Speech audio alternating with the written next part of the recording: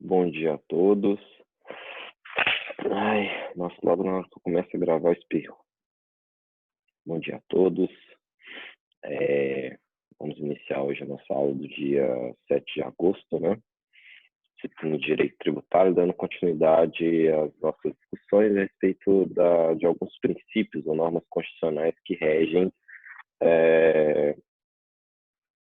o direito tributário no nosso país, né? Nós temos aqui, na aula passada, acabamos discutindo bastante a respeito do princípio da seletividade, né? E sua aplicabilidade ou não, sua existência ou não, quer dizer, em termos de conceitos de racionalidade econômica, de economia comportamental, se faz sentido a existência da norma ou princípio da seletividade, né? E qual seria, inclusive, a capacidade de um dispositivo tributário impactar diretamente a formação de preços ao consumidor, né? E nós vimos, de acordo com diversas discussões, que essa seletividade ela não tem sustentação teórica nem sustentação prática, né? Trazendo benefícios indesejados, inclusive para pessoas mais ricas, em detrimento de pessoas mais pobres, né, mais humildes, que seriam, em tese, a destinação da seletividade, né, de uma redução da carga tributária em razão da essencialidade do produto. Né? O produto, quanto mais essencial, com mais de primeira necessidade, deveria ter uma carga tributária menor, o que teria um impacto imediato, né, em tese, em termos de precificação de produto, mas a gente sabe que formação de preço é uma ciência não exata, além de ser extremamente complexa, né? Só lembrando, tá, pessoal, que na medida que eu vou fazendo a apresentação, né, da disciplina, fiquem extremamente à vontade de fazer qualquer pergunta, enfim, retirar qualquer dúvida que vocês tenham interesse. Muito bem, esse foi basicamente a norma constitucional de maior discussão que nós tivemos na semana passada, né, com inclusive participação de todos vocês. Dando continuidade, a gente tem agora, por fim, o princípio da transparência, né, que aplicava aos impostos. Essa norma constitucional, o princípio da transparência, determina que o contribuinte deve ter conhecimento dos valores que está pagando a título de tributo quando adquire um bem ou serviço, né?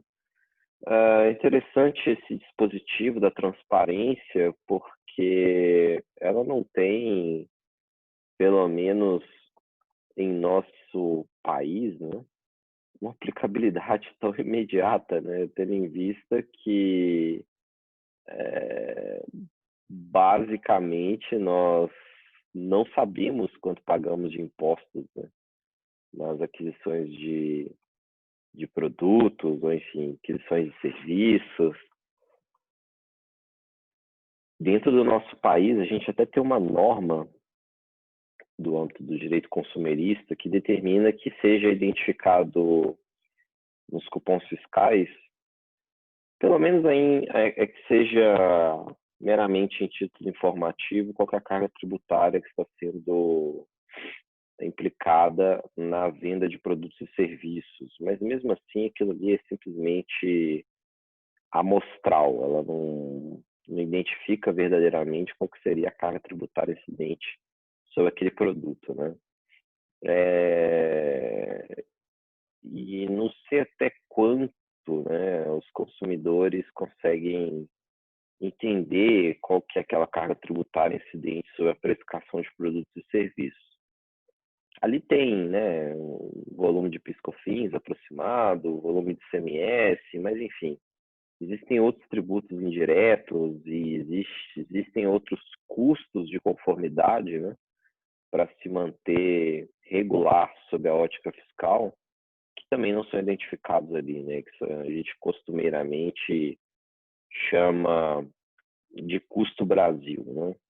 Esse custo Brasil basicamente é composto não só do custo tributário, mas o quanto as empresas têm que gastar com profissionais que entendem da área tributária para poder auxiliá-los na sua atividade diária.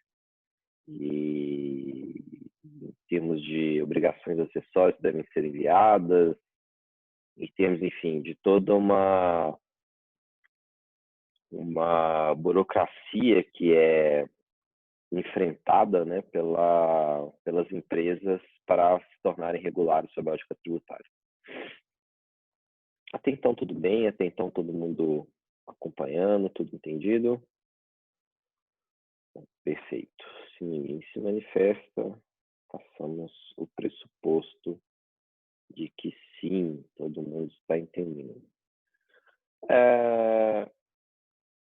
Agora a gente vai entrar numa parte da matéria que é bastante interessante, que são as imunidades, né, ou a limitação ao poder de tributar, né? Essas imunidades são bastante interessantes e elas também constituem limites, né, objetivos, subjetivos, enfim, ao poder estatal de tributar, né? A gente costuma dizer que a imunidade é uma outra forma de limitação do poder de tributar e está traduzido na Constituição e que se caracteriza por ser uma exclusão constitucional de determinados fenômenos econômicos ou pessoas do poder tributário do Estado. Absoluta impossibilidade de tributação, isso que a gente identifica como imunidade, né?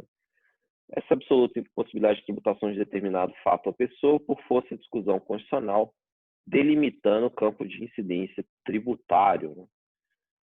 Em algumas situações, tá, gente? A gente pode até discutir um pouquinho, decorre da proteção dos direitos fundamentais em face do poder tributário do Estado.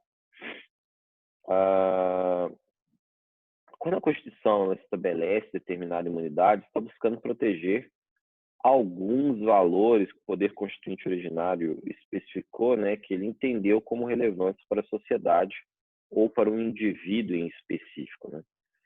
Assim, uma imunidade ela sempre terá uma relevante razão política que justifica sua criação, conforme veremos na continuidade aqui da nossa disciplina de direito tributário, né? Existe uma breve classificação sobre as imunidades, que em relação ao objeto de sua atuação, né, que pode se apresentar de forma objetiva. Então, imunidades objetivas referem-se a coisas, né, a bens, né, e existem ainda as imunidades subjetivas, né, que se referem a pessoas.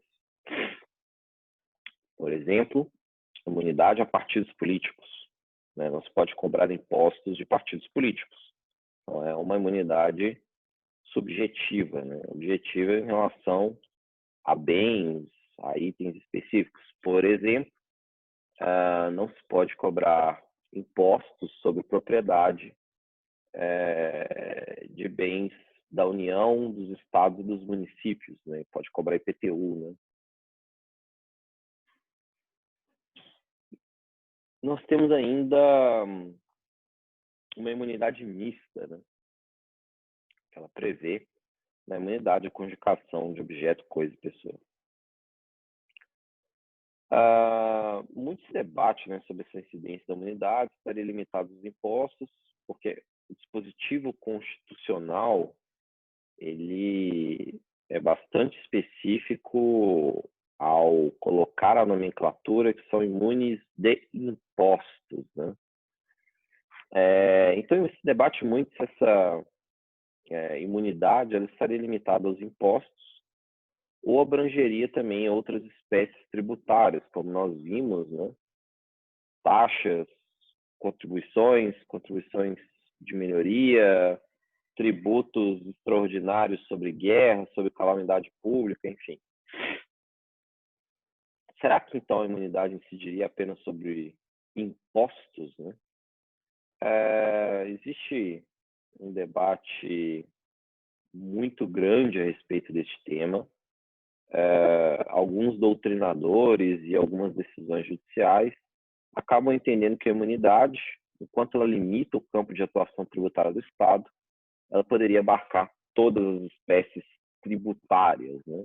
Então, você não teria apenas imunidade quanto a impostos, você teria imunidade contra uma gama grande de espécies tributárias, né? Você teria aí não só impostos, mas contribuições, taxas e etc.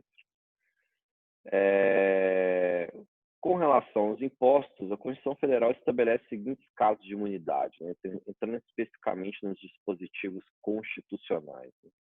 A gente tem imunidade recíproca, está no artigo 156A, parágrafo 3º, que veda a instituição de impostos que incidam sobre patrimônio, renda ou serviço dos integrantes da federação, da União, Estado, Distrito Federal e município. Eles não podem cobrar impostos uns dos outros.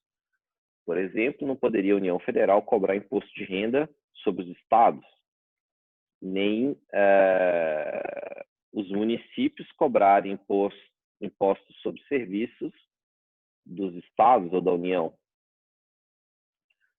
O parágrafo 2º desse dispositivo constitucional, artigo 156A da Constituição, ele amplia imunidades às autarquias e fundações instituídas e mantidas pelo poder público. Então, todas as fundações e autarquias, também por serem do poder público federal, dos estados, do Distrito Federal, do município, possuem o mesmo tipo de tratamento tributário, ou seja, não pagam impostos sobre patrimônio, renda ou serviços, né? Bom, qual que é a razão de existir, né, imunidade recíproca, né? O que justifica a existência dessa imunidade recíproca, né? Aplicável a diversas entidades, né? Basicamente, dentro do sistema federativo, pode não parecer, né, mas o Brasil é uma federação, né? Não há hierarquia entre os integrantes desta federação. Ou seja, União não tem superioridade em relação aos estados, Distrito Federal e municípios. Estados e Distrito Federal não possuem superioridade em relação à União e municípios, e municípios não possuem superioridade em relação à União, estados e Distrito Federal. Então, não há possibilidade de exercício de poder impositivo e tributário entre os integrantes da mesma federação, porque vamos imaginar em termos práticos, né? Se pensarmos em termos de estrutura de poder, enfim, de possibilidades de cumprimento de ordens, a União Federal ela tem uma estrutura muito superior em comparação com estados, Distrito Federal e municípios. Um exemplo, acho que simples em termos de constituição de uma força, o presidente da República ele é o chefe do executivo, ele é o chefe das Forças Armadas, né? Então, ele tem por trás dele, em termos de poder de força, o exército. Os estados possuem a polícia militar e a polícia civil. E os municípios, acredito que meramente em tempos atuais, começaram a ter os GCMs, né, o Guarda Civil Municipal. Mas mesmo assim, a Guarda Civil Municipal ela tem limitação em termos de estrutura, de tamanho, de contingente. Em diversos municípios do Brasil nem existe GCM, e em diversos municípios do Brasil o GCM não pode nem andar armado. Então, quer dizer, em termos de estrutura de poder e de força, claramente União, Estado e Distrito Federal possuem uma superioridade em relação a municípios e União, por sua vez, em relação aos estados e ao Distrito Federal. Essa desigualdade, né, em termos de disposições constitucionais,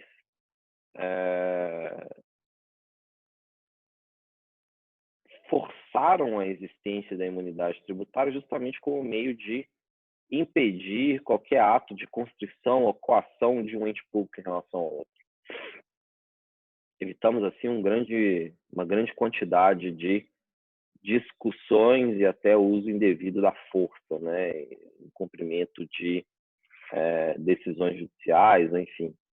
Isso traria claramente conflitos na estrutura do nosso sistema federativo, que é a composição de estados que se unem livremente em relação à União Federal. A Constituição também ela estabelece, nesse sentido, para evitar qualquer tipo de conflito, a hierarquia em relação à construção normativa. Nós temos ali definição de campos de atuação legislativa em relação à União, Estados, Distrito Federal e municípios, o que acaba também reduzindo essa questão de um possível conflito entre as entidades que compõem a nossa federação. Bom, essa foi a estrutura pensada, né, no Brasil, mas o mais interessante é que existem alguns países mais, vamos dizer assim, uma federação mais pura, como os Estados Unidos. Os Estados Unidos é um grande exemplo de uma federação mais pura, onde as competências legislativas e a cobrança tributária ela tem uma concorrência em termos de criação normativa que torna a federação mais forte. Aqui a gente tem as atribuições do poder constitucional em termos de criação normativa extremamente concentradas na mão da União Federal, o que acaba, ainda que não tenha um exercício de poder através da tributação, o poder da União acaba ficando muito evidenciado na criação normativa. Alguns exemplos, né, em relação ao direito penal. Só há criação de normas de direito penal pela União Federal, e direito penal, a estrutura de sua construção, do que é crime, do que nos constitui crime, enfim, tudo isso nós temos como competência privativa da União Federal. E direito civil, direito administrativo, enfim, tudo isso cabe basicamente à competência da União Federal, o que mostra, infelizmente, no nosso território nacional uma hierarquia muito evidenciada em relação à União. Dentre outros benefícios constitucionais que é dado à União, diferentemente dos estados e municípios. O que acaba, apesar de termos normas constitucionais de imunidade tributária, com o intuito de fortalecer essa federação, a verdade que nós observamos é que não há fortalecimento da nossa federação, há uma constante dependência de Estado, Distrito Federal e municípios em relação à União, e competências privativas fechadas de diversos níveis em termos de construção normativa para a União Federal, que torna um clientelismo entre Estados, Distrito Federal e municípios em relação à União Federal. Ainda bem que pelo menos temos a imunidade recíproca. Né? Se não tivéssemos a imunidade recíproca, acho que estaríamos numa situação ainda pior. Bom, temos imunidade também a templos de qualquer culto, né? Artigo 156b, além disso, parágrafo 4º da Constituição, que veda a instituição de impostos sobre templos, né, de qualquer culto. A vedação engloba todo culto de natureza religiosa. Qual que é o fundamento para a imunidade observável em templos de qualquer culto e também na liberdade religiosa? Né? A República Federativa do Brasil é um Estado laico, ou seja, ele não tem religião oficial, no qual vigora o princípio da liberdade religiosa, está lá no nosso artigo 5º da Constituição. E a imunidade tem por objeto evitar benefícios a determinada ordem religiosa em detrimento das demais ordens religiosas. Já houveram épocas, né, que o Brasil adotava, inclusive no seu texto constitucional, a partir, enfim, do início da nossa República, que adotávamos de forma estrita, né, no dispositivo constitucional, o catolicismo. Isso já não é presente há muitos anos em diversas constituições no Brasil. E por se constituir uma imunidade tributária, outro detalhe muito importante, e é bom a gente parar aqui um minutinho, esqueçam, por gentileza, políticos ou pessoas ou manifestações em mídias sociais sobre pessoas que acham que deveríamos tributar instituições religiosas. Vejam, por exemplo, a Igreja Católica, né, com um volume grande de riquezas. Vejam aí as igrejas cristãs, né, o quanto os pastores, né, andam aí com uma quantidade de recursos financeiros bem significativa, e por aí vai. Não se pode, simplesmente não se pode tributar dentro de qualquer culto no nosso território nacional. E esse dispositivo constitucional que impede essa tributação, ou cria essa imunidade tributária, ela não é passível de alteração. Então esqueçam isso. Não há possibilidade de tributar nenhuma instituição que represente qualquer tipo de religião. A imunidade constitucional é impossível de ser retirada do nosso texto, não é através de lei, não é através de emenda constitucional. A gente precisaria de uma nova Constituição para estabelecer uma tributação sobre cultos, né, sobre igrejas. E a lógica justamente é essa, né? A gente pode... não é muito evidenciado na nossa história recente, eu vou falar da nossa história recente, desde a democratização, né, o fim da ditadura militar, o aparecimento de algum presidente, ou enfim, algum chefe do nosso poder executivo, que demonstrasse claramente uma preferência religiosa e uma intenção de suprimir outras religiões. Mas imaginem se existisse, né, um presidente que tivesse aí uma intenção muito clara em termos de restringir o exercício de culto de outras matrizes religiosas. Se a gente não tivesse esse dispositivo constitucional que impede a tributação, poderia esse presidente, ou enfim, o Congresso Nacional, majorar sensivelmente, né, a carga tributária incidente sobre cultos e criando isenções para outros cultos de forma a simplesmente impedir a existência, né, dessas instituições religiosas para o exercício regular da liberdade de culto no nosso território nacional. Então, independentemente da sua religião, é interessante que você defenda a imunidade tributária como meio de impedir a utilização da tributação para impedir o exercício da liberdade de culto. Existe um questionamento muito grande a respeito dessa temática, principalmente em razão do desenvolvimento constante, né, de novas religiões, né, novas igrejas, né, no nosso território, enfim, as práticas que podem ser vistas por pessoas de fora, né, como questionáveis em relação à arrecadação desses templos. O que a gente tem que levar em consideração é se há ali alguma questão ética, moral dessas igrejas em termos de arrecadação de recursos. Bom, estamos no campo da ética e da moral. Não há muito que a gente comentar a respeito disso.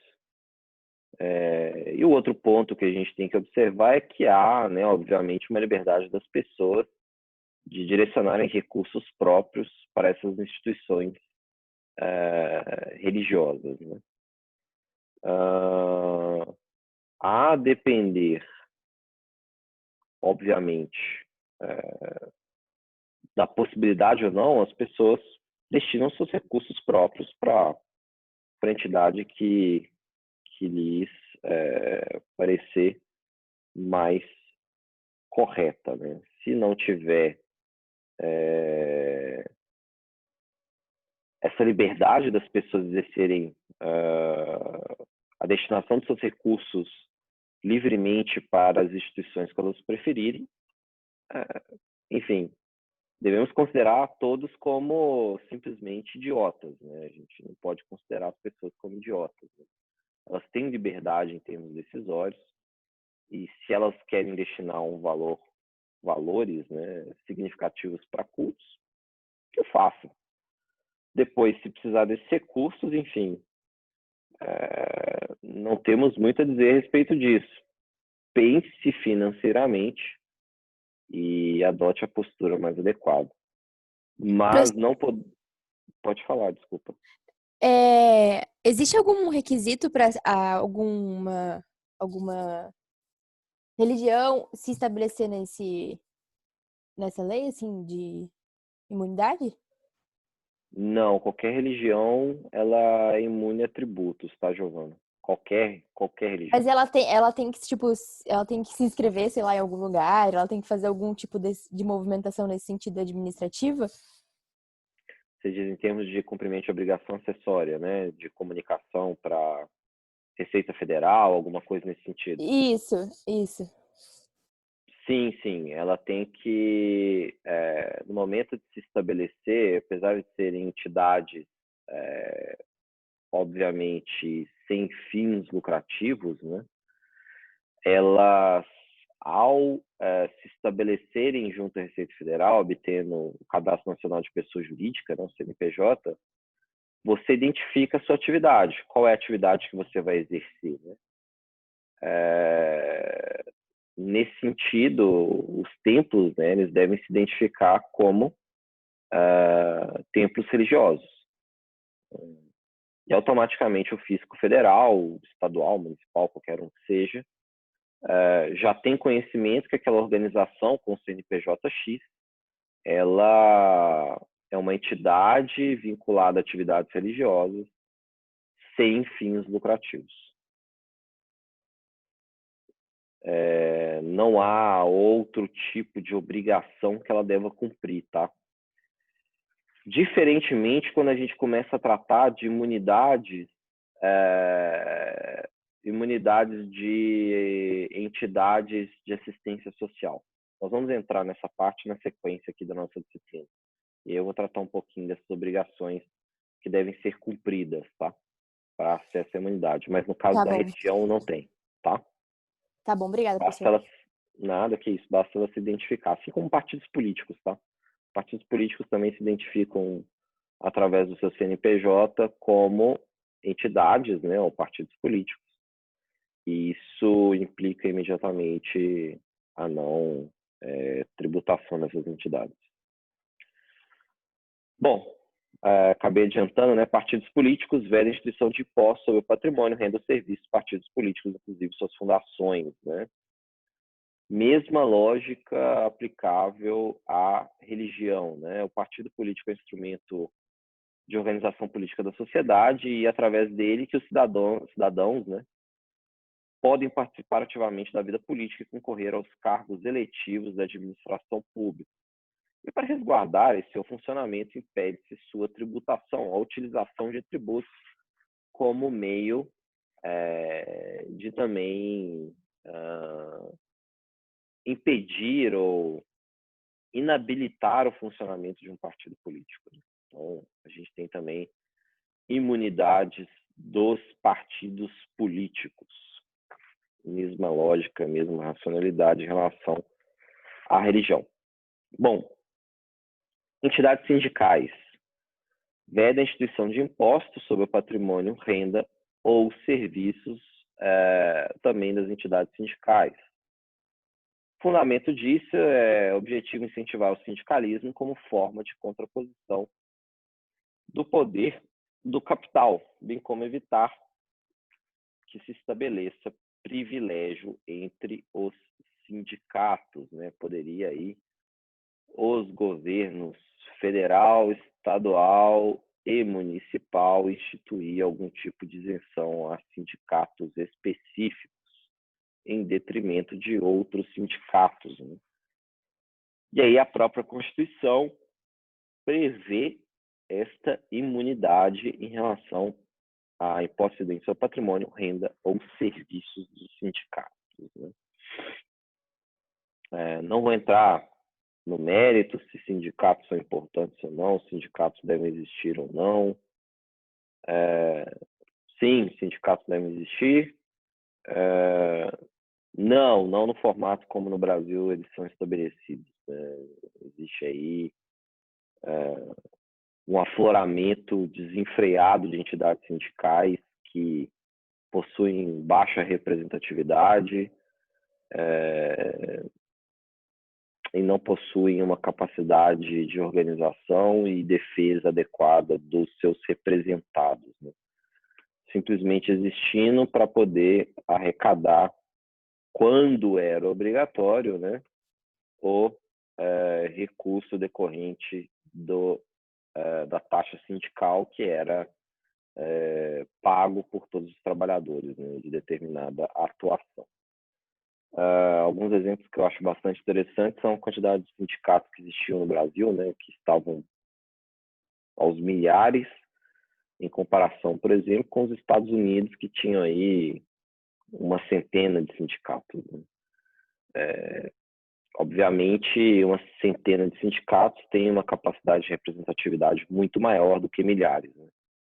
Sindicato dos chapeiros do Itaim Bibi, quer dizer, não faz sentido ter um sindicato de uma determinada atividade extremamente específica de uma determinada localização. Então, com o fim da contribuição sindical obrigatória, muitos desses sindicatos sumiram, foram englobados por outros, estão realmente se fundindo para poder, aí sim, ter uma representatividade, de certa forma, aceitável. Bom, Natália fez uma pergunta, professor, e como nós, seres mortais, sem CNPJ, nós, população, podemos conseguir algum tipo de imunidade em relação aos tributos? Ou imunidade para a população não há? Natália, não há possibilidade da população, no geral, obter imunidades tributárias, né? Veja, as imunidades elas estão previstas na Constituição com intenções, né, em termos de proteção de situações muito mais valorosas do que imunidades que possam ser estabelecidas para o interesse de certas classes ou de certas pessoas em específico. Veja, as imunidades elas se aplicam a instituições de cunho e representatividade nacional e de grande importância. Partidos políticos, por exemplo. Em tese, tá, gente? Não vamos personificar a situação, porque senão a gente tira a lógica e a beleza da imunidade constitucional. Mas os partidos políticos são essenciais para o nosso sistema democrático. Quanto a isso, não temos como discutir isso. Os partidos políticos são essenciais para a democracia. Agora, não, mas veja bem, professor, no Brasil os partidos políticos, né, tiveram aí diversas crises em relação à representatividade dos partidos políticos, assim como a gente falou aqui dos sindicatos, né? Mas uma crise de representatividade absoluta dos partidos políticos, diversas notícias na mídia, né, que a gente observa aí em relação a diversos partidos políticos de diversas matizes, tá? Não estou falando de partidos de esquerda, não, partidos de esquerda, partidos de centro, que estavam envolvidos em escândalos de corrupção, né? Grandes escândalos de corrupção, Mensalão, Petrolão, mensalinho, coisas mais antigas, como Anões do Orçamento, Banestado, enfim, um volume enorme, né, de crises, né, de representatividade dos partidos políticos. Mas se a gente objetificar, né, se a gente identificar um partido político em específico, vai falar, pô, imunidade de partido político não deveria ter, mas não é essa a lógica, né? A nossa esperança é que nós, como eleitores, possamos eleger políticos que tenham uma representatividade e possuam ali um comportamento libado, né? Tenham ali um comportamento honesto.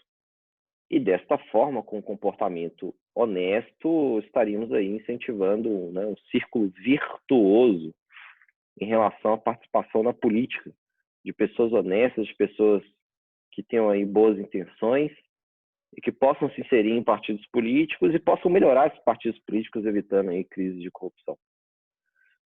Vejam, o dispositivo constitucional ele tem uma intenção muito boa, fortalecer a democracia, por isso a não tributação de partidos políticos. Agora, especificamente, se o partido A, B, C, D participou de corrupção, não creio que seja o partido político propriamente dito, mas as pessoas que os formam.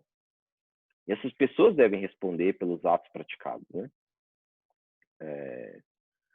Pelos atos praticados em termos de corrupção, enfim. E, querendo ou não, vem respondendo, né?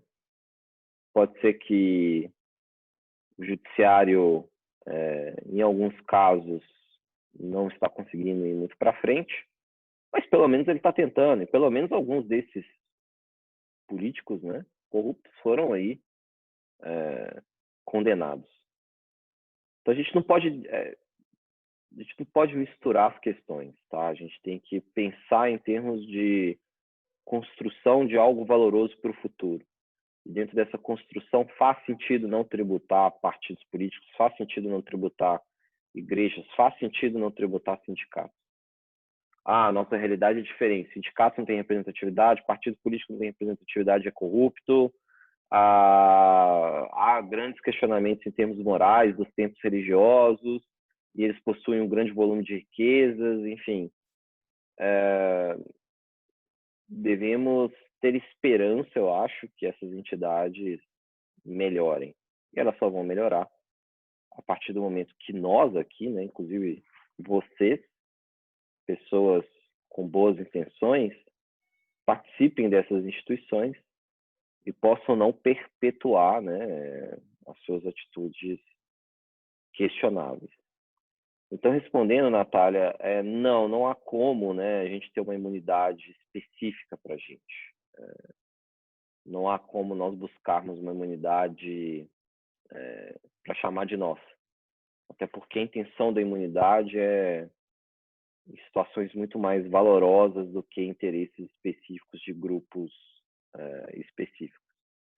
Inclusive, há um tempo atrás, até tentaram aí, direto e reto, isso ressurge aí em termos de discussão,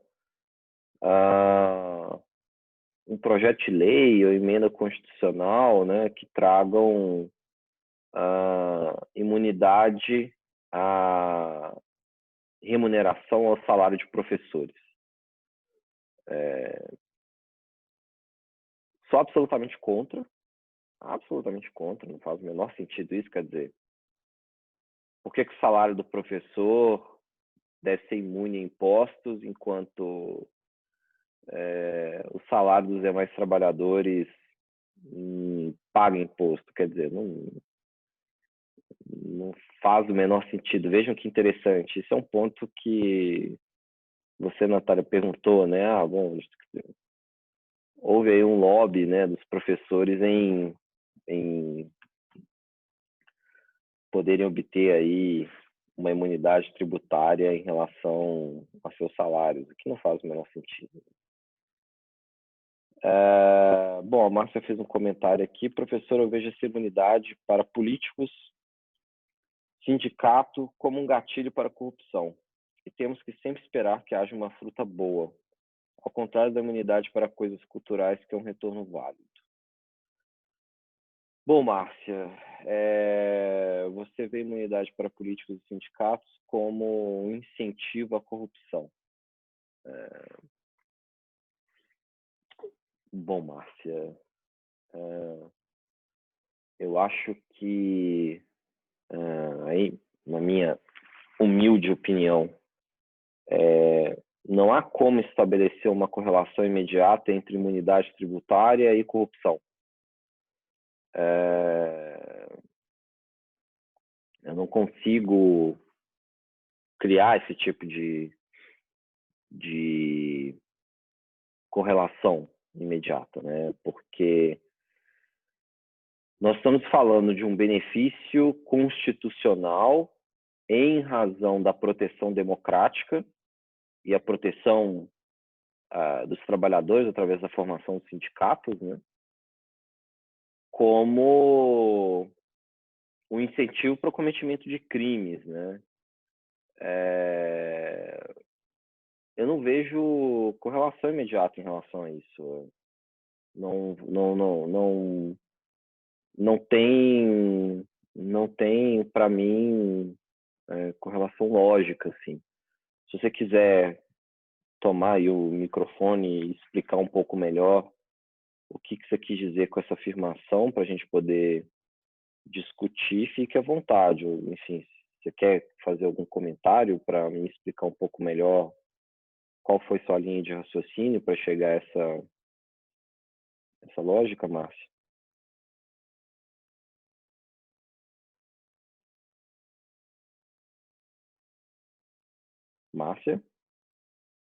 Márcia Yoshioka.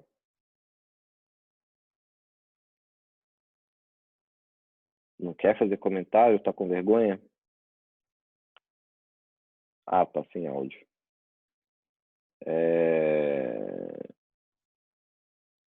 Bom, Márcia, assim, como é que eu posso começar a discutir isso? A gente tem aí uma área no direito penal,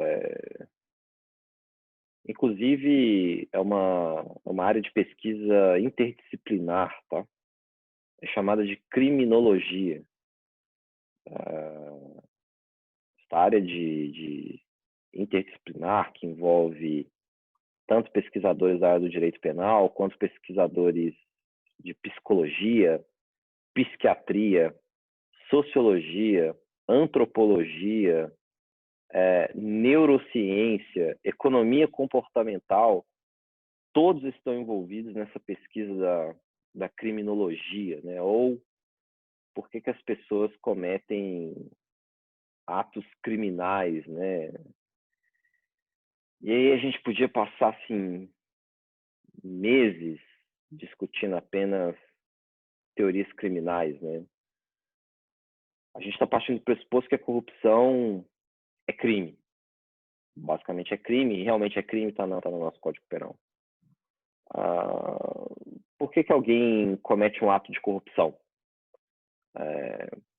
E aí eu, em termos de curiosidade aí para vocês, eu indico a leitura de um autor de economia comportamental chamado Gary Becker, né? O Gary Becker é realmente sensacional. Ele tem estudos, ele foi ganhador, né, do prêmio Nobel de Economia, né, o prêmio do Banco Central Sueco em homenagem ao Alfred Nobel, né, que existe uma briguinha aí dizendo que o Alfred Nobel não previu em seu testamento a existência de uma premiação para economia, né? Ele tinha previsto para física, química, fisiologia, literatura e paz. Mas economia não tem. Aí o Banco Central sueco, que administra a fortuna do Alfred Nobel, ele acabou criando um prêmio em homenagem ao Alfred Nobel para os economistas, né? E o Gary Becker, ele tem textos incríveis, né? Livros incríveis sobre os incentivos econômicos para o cometimento de crimes, né? E oriento a vocês que leiam bastante os textos do Gary Becker, que ele é sensacional. E ele fala da economia do crime, e inclusive tem o discurso, né, a aula dele, que foi ministrada quando ele foi laureado com o Prêmio Nobel. E esse artigo da aula dele está, inclusive, disponível na internet. Estou até procurando aqui enquanto eu falo. Que ele explica um pouco da lógica por trás da economia do crime. Achei aqui, ó. Foi a aula que ele deu em 1992, que foi um resumo de toda a sua, né, análise econômica comportamental. Ele, inclusive, colocou um nome em inglês bastante sugestivo, que chama The Economic Way of Looking at Life, né? Ou a forma econômica de olhar para a vida. Estou colocando aqui à disposição de todos vocês no chat, quem tiver interesse. Basicamente, o Gary Becker, ele conseguiu identificar a economia do crime, né? Num comportamento próprio dele, em que ele estava atrasado para dar uma aula, né? Isso é o que ele fala, né? Estava atrasado para dar uma aula, ele não estava achando uma vaga de estacionamento, um local para ele poder estacionar o carro dele, ele acabou parando o carro próximo da universidade, um lugar proibido.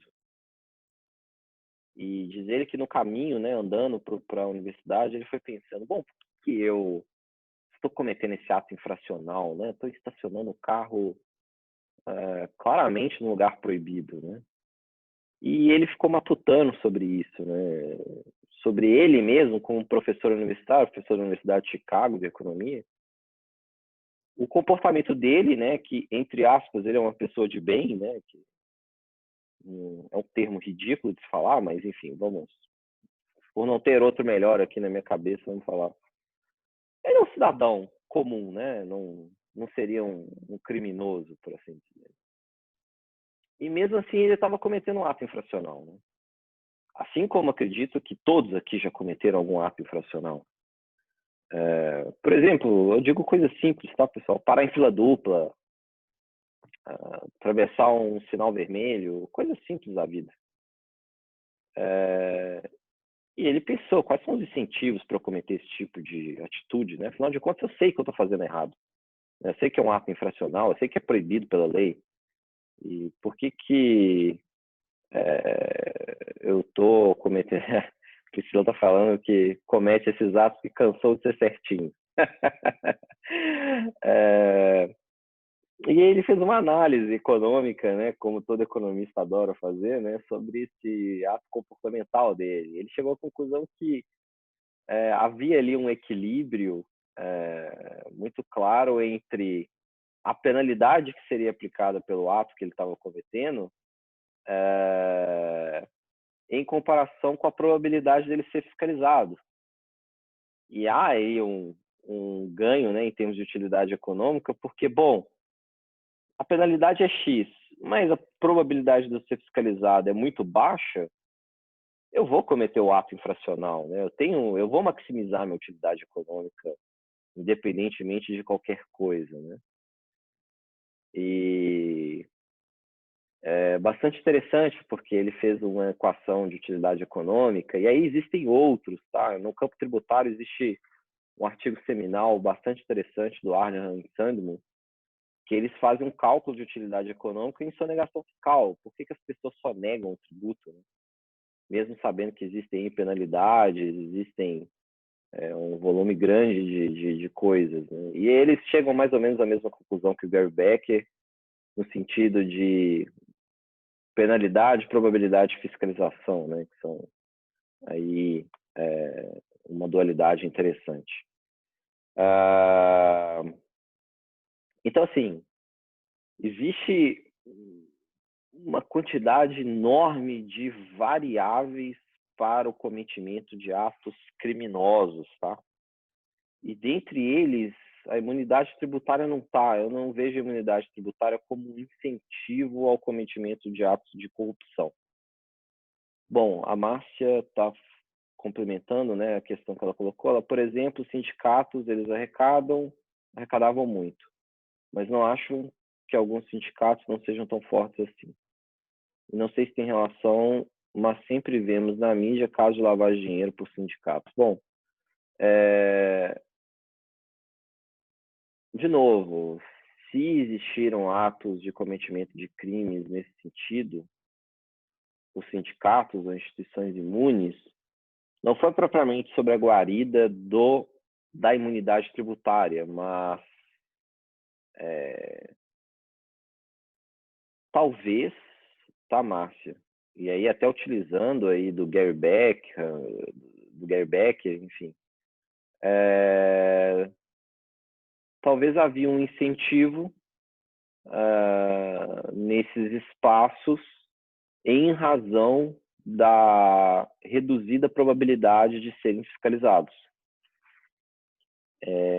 Justamente pela reduzida chance de serem fiscalizados pela polícia, pelo Poder Judiciário, haveria ali talvez um incentivo econômico, eu digo meramente econômico, para que sindicatos, partidos políticos, enfim, possam cometer atos criminais, mas não em decorrência da imunidade tributária, tá? A imunidade tributária, ela de certa forma é irrelevante nesse sentido.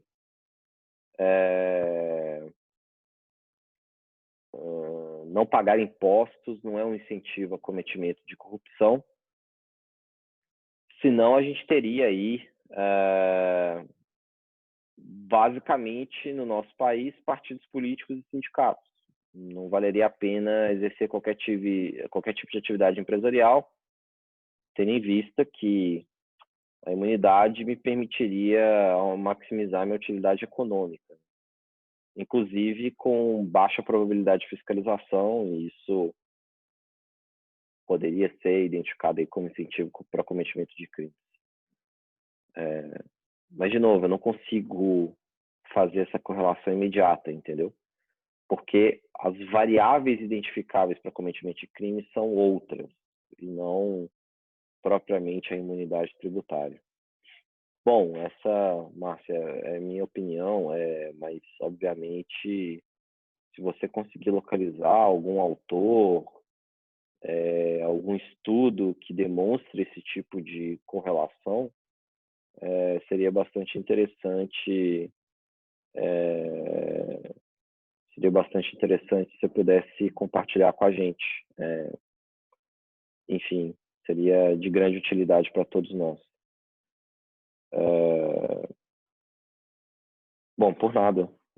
Mas eu creio mais ou menos nisso, tá? Não vejo uma correlação imediata.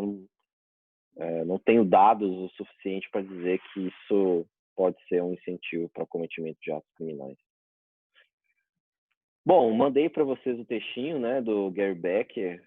Quem tiver interesse de ler, é basicamente um resumo, né, das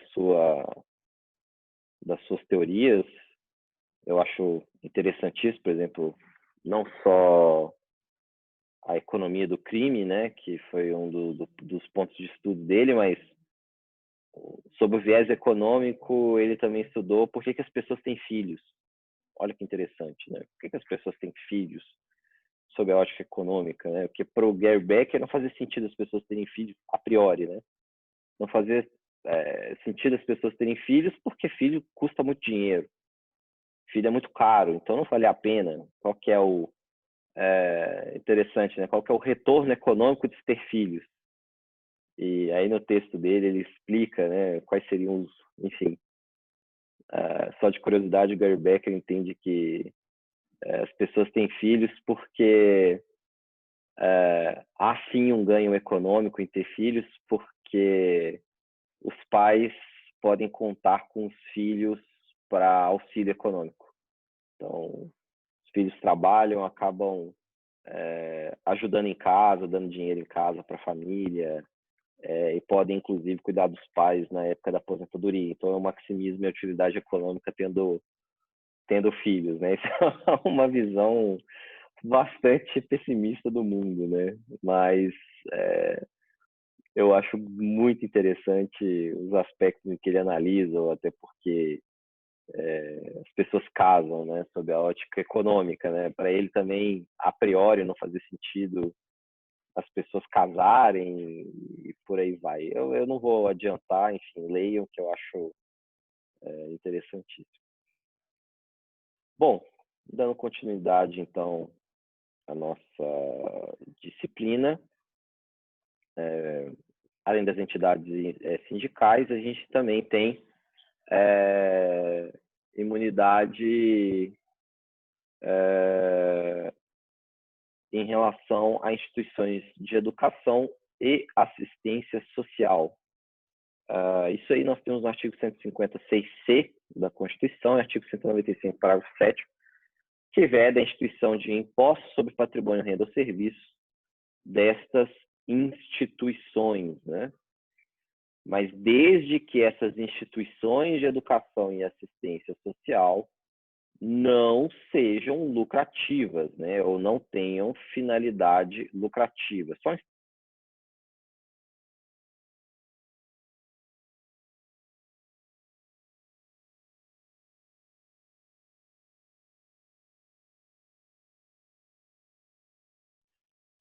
Desculpa.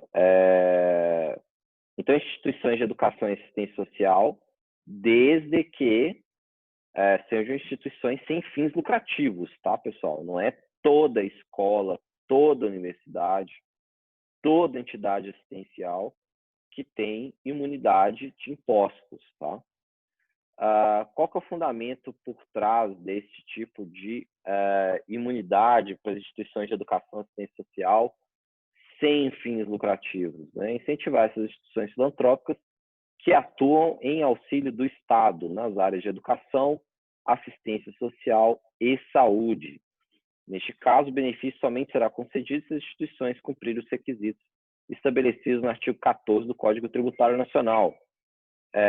Posteriormente foram editadas diversas leis ordinárias que estabelecem outros requisitos, mas pelo artigo 14 do CTN, né, basicamente manter a contabilidade regular, não distribuir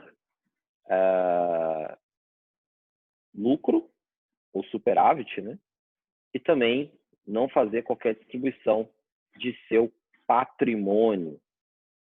Hoje nós temos a Lei 12.101, que estabelece outros requisitos, né, e aí inclusive até respondendo a pergunta da Giovana, né, que quais eram as obrigações que deveriam ser cumpridas pelas entidades para acessarem imunidades, né? Bom, eu comentei que partidos políticos, igrejas, né, basta no CNPJ se identificarem nesses tipos de atividade. Já especificamente em relação à imunidade tributária para instituições de educação, assistência social e saúde sem fins lucrativos, aí sim nós temos um volume grande de requisitos a serem cumpridos por essas entidades para serem imunes a impostos, tá, Giovana? Além do artigo 14 CTN nesse sentido, né, de não distribuir lucro, patrimônio e manter a contabilidade de forma regular, nós temos na legislação ordinária, Lei 2.101, por exemplo, para entidades vinculadas à educação, elas têm que conceder um percentual mínimo de bolsas de estudos. Então, vamos imaginar uma instituição de ensino, uma escola privada, que não seja escola pública. Ela se estabelece como uma instituição de educação sem fins lucrativos. Tá? Ser sem fins lucrativos não significa que ela não possa cobrar mensalidades. Ela pode sim cobrar mensalidades, só que esses recursos devem ser integralmente utilizados na própria instituição. Por isso que a gente não chama lucro ou prejuízo para entidades sem fins lucrativos. Nós chamamos de superávit e déficit. porque o superávit ele deve ser integralmente reinvestido na instituição. Então, instituições sem fins lucrativos podem sim cobrar pela prestação de serviço que elas fazem. Mas a legislação ordinária estabelece um mínimo de não cobrança. Por exemplo, instituições de educação têm que ter no mínimo de 20% de bolsas de estudos. Então, se uma instituição de educação privada, uma escola privada, foi estabelecida como instituição sem fins lucrativos, para ela ser imune a impostos, ela tem que ceder um percentual mínimo de bolsas de estudos. Entidades de saúde, elas têm que oferecer, elas podem sim cobrar por atendimento médico, hospitais, etc. Mas ela tem que oferecer um mínimo de leitos de forma gratuita, através do Sistema Único de Saúde, que é o SUS. Se não me engano, gira aí em torno de 70%, 90%. Entidades de assistência social são as únicas que, evidentemente, não podem cobrar pela assistência social. As entidades educacionais e entidades de saúde, para acessar a imunidade, têm que não distribuir superávit, manter contabilidade regular, não remunerar, né, os fundadores, verter a integralidade do seu patrimônio para os seus próprios objetivos, e não distribuir patrimônio também em nenhuma espécie. Além, obviamente, desses percentuais mínimos de bolsas e também de leitos no SUS e assistência social, sem cobrar pelo assistencialismo concedido. A lógica por trás dessa imunidade, portanto, é que essas entidades, elas, de certa forma, substituem o Estado naquilo em que eles deveriam exercer a sua atividade direta, né? Se o Estado não exerce a sua atividade de forma direta, é realizado através de empresas ou instituições privadas, nada mais justo do que tratar essas instituições como imunes, né? Afinal de contas, o Estado não paga tributos. Então, se eu substituindo o Estado nessas atividades, obviamente não deveria pagar tributos. Alguma dúvida em relação à imunidade dessas instituições, pessoal? Para mim tá tranquilo, professor. Entendeu, Giovana? E até voltando àquela sua pergunta, né, inicial, para partidos políticos e igrejas não há esse tipo de requisito, né? E as instituições sem fins lucrativos, quer seja educacionais, quer seja de saúde, quer seja de assistência social, essas sim têm um volume grande de requisitos a serem cumpridos. E não só isso, tá? Não só ceder bolsas de estudo, leitos, mas também devem cumprir diversos requisitos, devem obter, né, uma certificação junto a municípios, que é o COMAS, né? Tem que também obter uma certificação na União Federal, que é o SEBAS. Há pouco tempo atrás, uma grande quantidade dessas entidades passou aí por alguns escândalos, né? Que são escândalos das ONGs, né?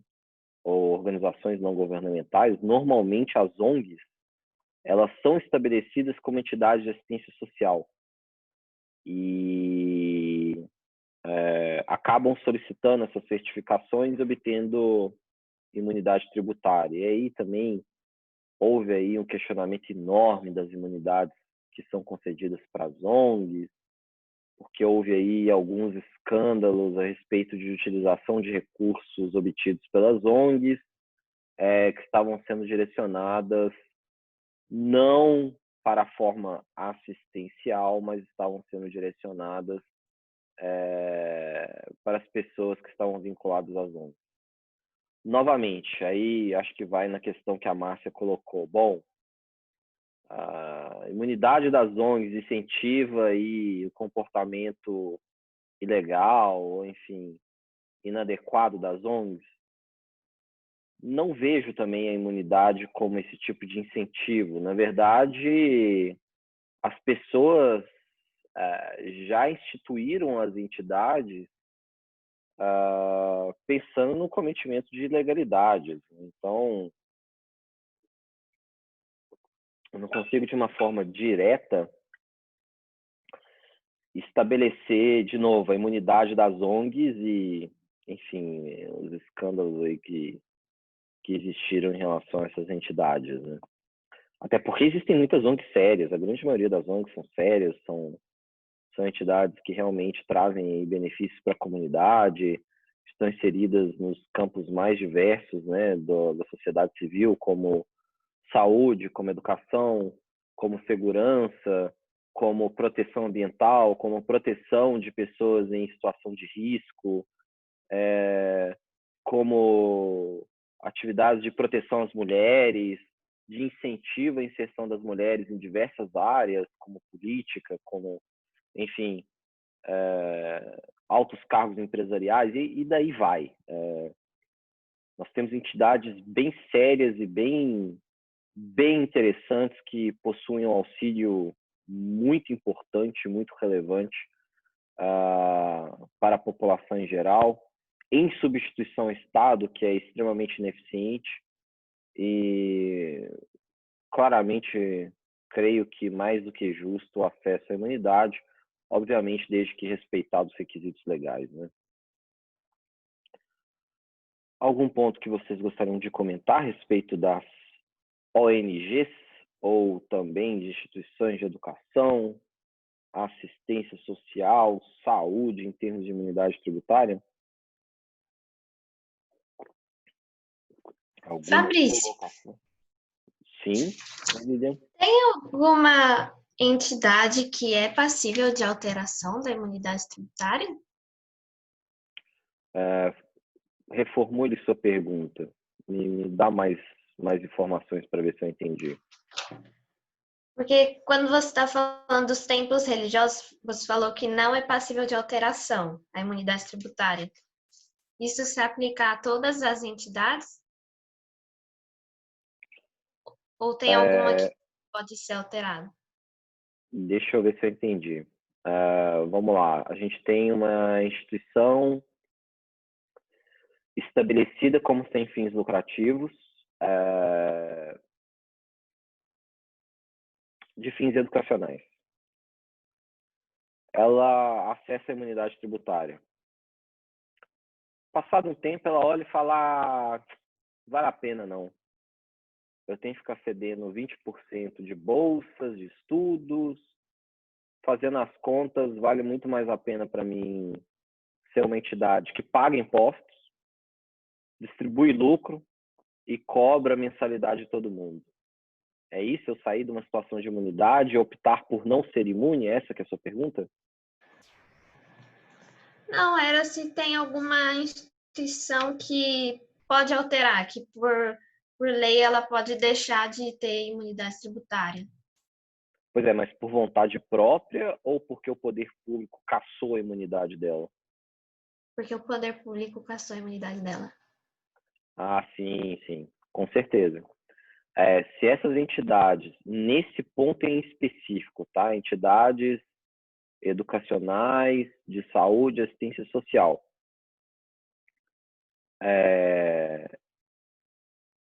que são imunes e devem cumprir certos requisitos legais, diferentemente das outras imunidades que a gente viu, de partidos políticos e cultos de qualquer natureza, se essas entidades não cumprirem os requisitos determinados pela legislação, o poder público pode cassar a imunidade dela. Posso te dar alguns exemplos, tá? Exemplos que estão na mídia. A PUC Minas, que a gente tem aqui a PUC São Paulo, né? Pontifícia Universidade Católica.